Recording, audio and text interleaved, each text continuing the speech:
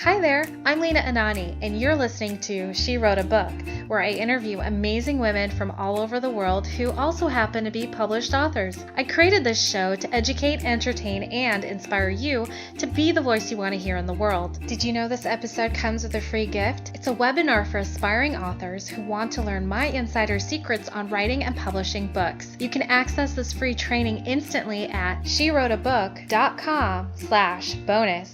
Now let's get started. You are listening to episode number 70 of She Wrote a Book, and today I'm interviewing Penelope Aelfin, author of the book Dig Deep and Fly High, Reclaim Your Zest and Vitality by Loving Yourself from Inside Out. Dig Deep and Fly High takes you down deep through the maze and chaos of life that we all experience and leads you to a place of knowing your true inner self. Reward yourself and the world with the gifts of your fullness and radiant presence. Known as the soul separation detective, Penelope Aelfin is on a mission to help women who thought they have it all, but secretly feel lost and lonely, discover how to really love themselves unconditionally no matter what. Again, her book is called Dig Deep and Fly High, Reclaim Your Zest and Vitality by Loving Yourself from Inside Out. You can find the link to purchase her book in our show notes for this episode at SheWroteABook.com/70. So, Penelope, it is such a pleasure to have you as a guest today. My first question for you is this: what inspired you to write and publish this book? Well, what inspired me to publish this book? The first one was to write it, and I was having some time out in Bali for a year just to do some probably deep inner work for myself. And while I was there, I thought, well, let's be creative. And suddenly the opportunity of having somebody help me write a book came up, and so I wrote a book, and I did that in 6 or 8 weeks. And that's what it was. Dig Deep and Fly High was the result of that. And I got it published, which was perhaps what most people don't do when they write a book, which I was really excited about. So that set me off on a long, different trajectory of life, which is quite exciting. That's incredible, 6 to 8 weeks. I mean, Yep. what was that writing schedule like for you? Well, it was interesting because I was working with a coach online who was working with me, and we just had I was just religious, and I just every day I wrote for 4 or 5 hours and then edited 4 or 5 hours, another 4 or 5 hours, and it was just went on and on and on, and suddenly I came up for air, and 6 weeks had passed, and I actually went final chapter. Fantastic. So it's really exciting to do that. Yeah. That's awesome. So Yeah. that's like some serious dedication. It's hard to find writers who will dedicate 4 to 5 hours a day for that long. That's incredible. You literally dug deep. Yes, I did. To write Absolutely, this book. absolutely dug deep. Absolutely. And That is so cool. yeah. No, I mean, there was a method to it, and I never knew I was going to write a book one day, and then the next day I'd started, and that's how it was. But I did have the time, so when you've got the time, it makes it much easier. I wasn't fitting it in with another life, you know. It's I was able to dedicate myself to it.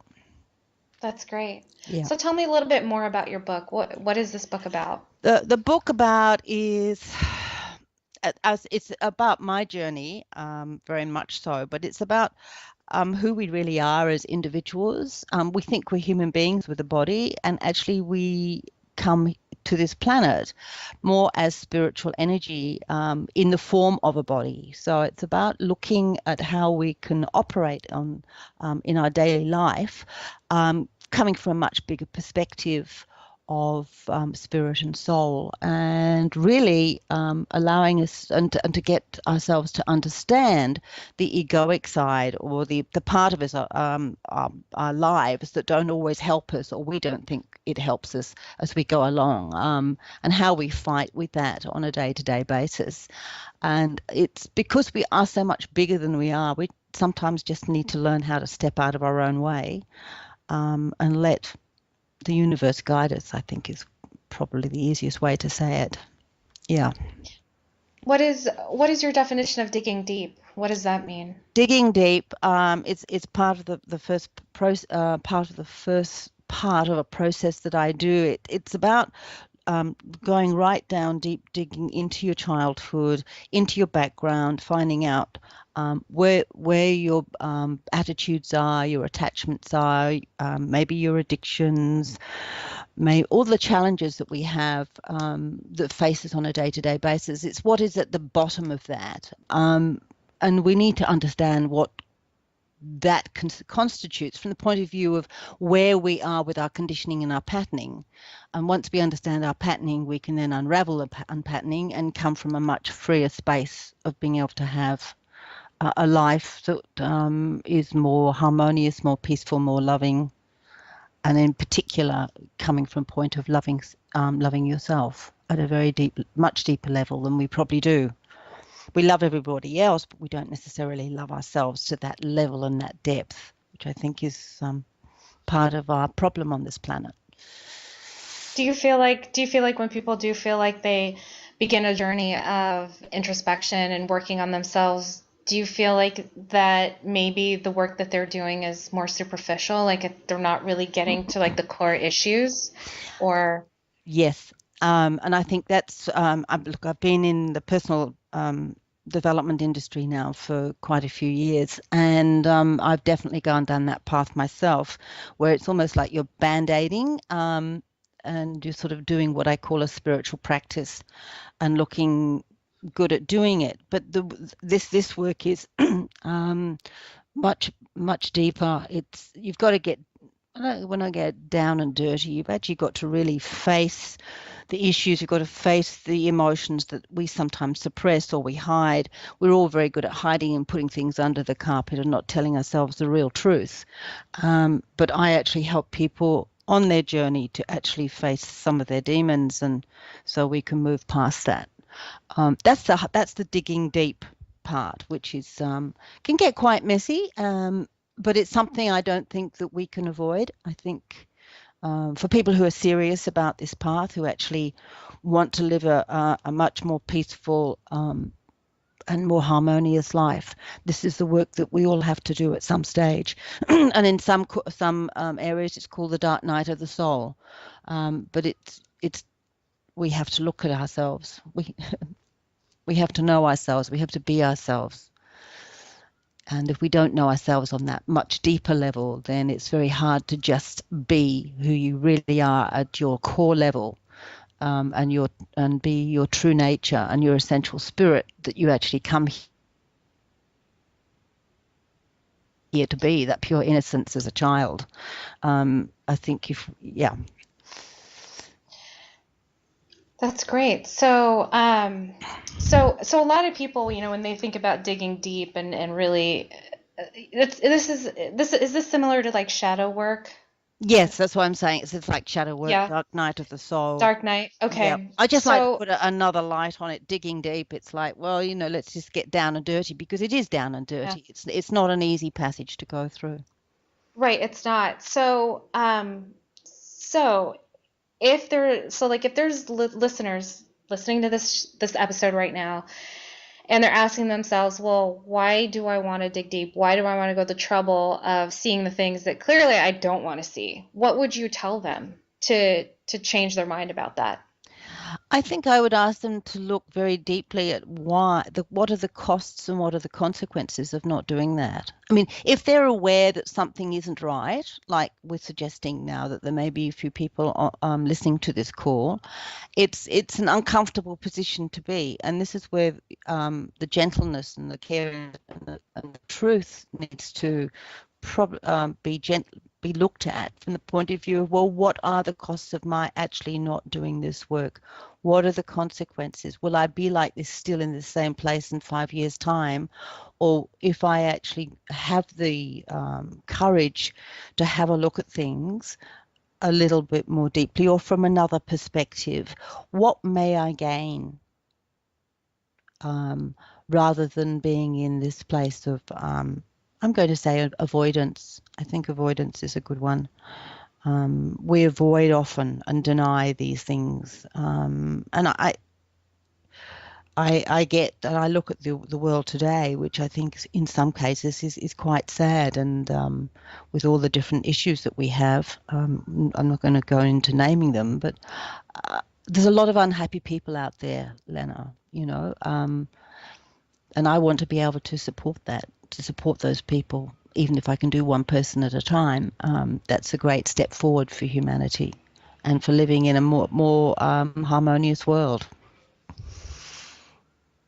Wonderful. What can you hope, or what do you hope that your readers can gain from your book? It's quite practical in the book. There's a lot of it sort of comes in 3 or 4 parts, and there's the actual part where you can actually sit down and do the work and go through. I give a structure of different parts of your life and ask you various questions where you sit down and work through those questions, and then you get together at the end of it where you can actually start cross-referencing these different areas and see the general pattern.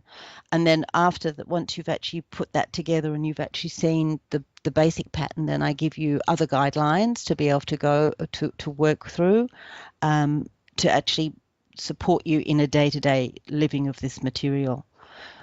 So there's steps and processes in the book, and I think by the end of it, if somebody sits down and does the work, not necessarily quickly, take your time, do it in your own time. I think over a period of 2 or 3 months, you'd be quite surprised what you've learned about yourself, how you're actually interacting with life, and what's actually happening in your life. It doesn't change overnight, but we're not here on the planet Earth, just overnight. It's something that it's a journey.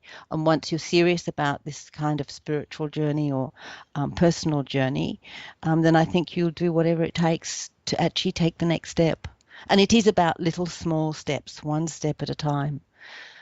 You can't do the big step. If one step adds up to 10 steps, and then 10 steps adds up 20 steps, and suddenly you're looking back and it's a very different landscape from a different perspective. Great. Penelope, what do you love most about being an author? What do I love most about being an author? Being creative, actually. Being able to share all the knowledge that I have gathered over the years. It's very exciting to be able to see it come out and go, my goodness, do I know all that kind of stuff? Yes, I do. Wow. So it's I suppose that from one point it's a pat on the back that I've done a really good job in my life, and I'm really happy where I am. And I've come from a tough background, and it's good to see that I've come through those roadblocks. And at the other time, if this can help anybody, I'm so delighted.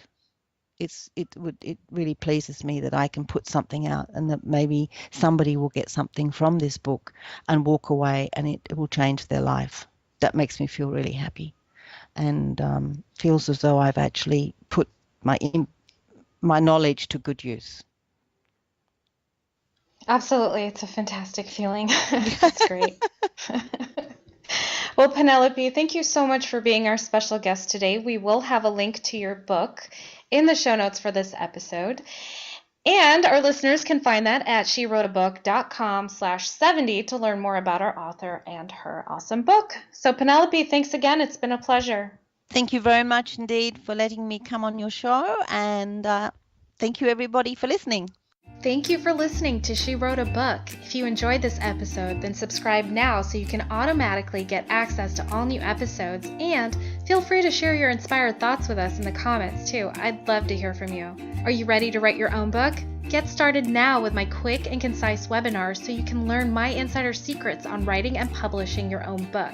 Claim your free gift now at SheWroteABook.com/bonus. Until then, may you always feel good and make magic. Feel good, make magic now. Lena, Anani will show you how. Ignite that wisdom inside of you and show the world what you do. To publish, write, and promote, learn the best way to go.